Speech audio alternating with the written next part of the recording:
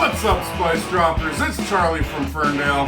Welcome to Spice World, where we take a culinary trip around the globe.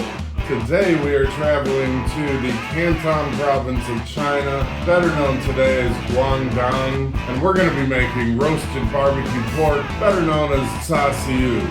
My apologies if I butchered those Chinese words, but let's get cooking. As always, the full recipe will be in the description, but just to go over the ingredients in this marinade, we have 4 tablespoons of white sugar, 2 tablespoons of soy sauce, 2 tablespoons of hoisin sauce, one of my absolute favorites. I use this as a dipping sauce on its own. Next, we're going in with this fermented red bean curd, which you can get at any local Asian market. A lot of recipes will also substitute red food coloring, but this bean curd and the sauce from this jar are where we're going to get that brighter red coloring. So in this jar is cubes of bean curd, also known as tofu, and they're sitting in a brining liquid with that deep red coloring. So we're going to use 2 cubes of the actual red bean curd, and we're also going to put in about 1.5 tablespoons of the liquid.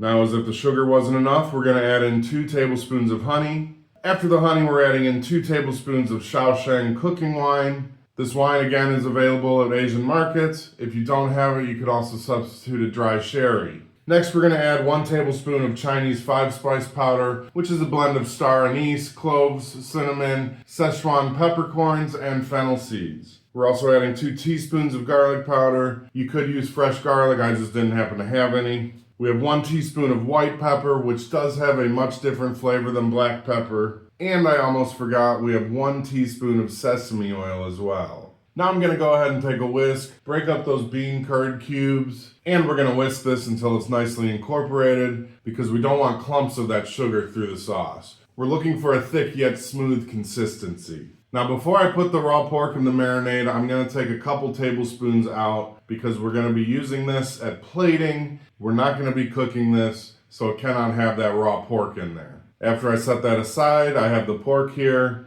I'm using boneless country ribs, which are one of my favorite cuts of meat. They're easy to cook with. They're actually cut from the shoulder, and they have a good amount of fat on them, which will render nicely when we bake this Char Siu. So just go ahead, get all the pork in the bowl. We're going to mix this vigorously to make sure that that pork is completely covered by the marinade. I'm going to cover this with plastic wrap, and we're going to let this marinade for at least 8 hours, up to overnight. While we wait for the pork to marinade, please like and subscribe, and be sure to ring that bell so you get notifications of new videos. Okay, it's been about 10 hours here. You'll notice I have a baking sheet lined with foil, and then I have a wire rack over top. This is my standard go-to for cooking any type of meat in the oven. You could definitely grill these as well. The name Char Siu actually means fork roasted, which is a nod to the cooking method of skewering the pork on long forks and placing them either in an oven or over a fire. As you can see, I'm brushing more of that sauce on it. I'm going to put this in the oven at 350 degrees Fahrenheit.